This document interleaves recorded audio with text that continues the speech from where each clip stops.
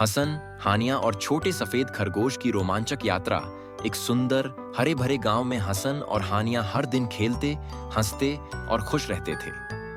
गांव में रंग बिरंगे फूल, लहराते खेत और चहचहाते पक्षी उनकी दुनिया को और भी खुशनुमा बनाते थे।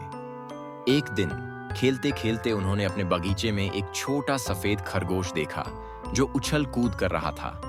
हानिया खुशी से उसे गोद में उठा लेती हैं और प्यार से उसका नाम स्नोई रख देती है। हसन उसे गाजर खिलाता है और दोनों भाई बहन उसके साथ खेलने लगते हैं। स्नोई बहुत ही नटखट था। वह कभी खेतों में घुस जाता तो कभी तितलियों के पीछे भागता। उसकी शरारतों पर हसन और हानिया जोर जोर से हंसते।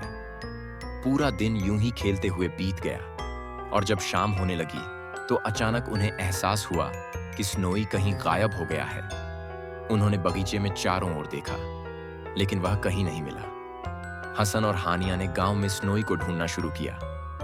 वे अपने दोस्तों और गांव के बुजुर्गों से पूछते रहे, लेकिन किसी ने उसे नहीं देखा था। तभी एक किसान ने उन्हें छोटे छोटे पैरों के निशान दिखाए जो जंगल की ओर जा रहे थे। दोनों भाई बहन हिम्मत करके जंगल की ओर बढ़ने लगे। जंगल घना और रहस्यमयी था, लेकिन हसन और हानिया बिना रुके चलते रहे। रास्ते में उनकी मुलाकात एक शरारती बंदर से हुई जो एक डाल पर झूल रहा था। उन्होंने उससे स्नोई के बारे में पूछा तो उसने कहा, मैंने उसे नदी की ओर जाते देखा था।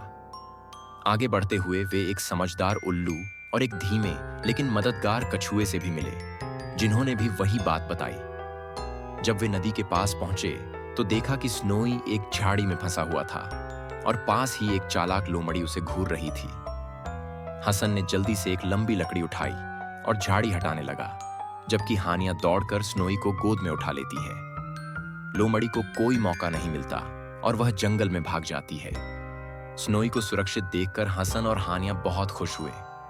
वे उसे लेकर गांव वापस आए, जहां सबने उनकी बहादुरी की खूब तारीफ की।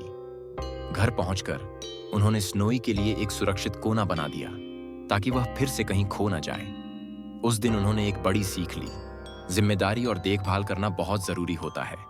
गांव में फिर से हंसी खुशी का माहौल था और स्नोई पहले से भी ज्यादा प्यार और सुरक्षा में खेल रहा था।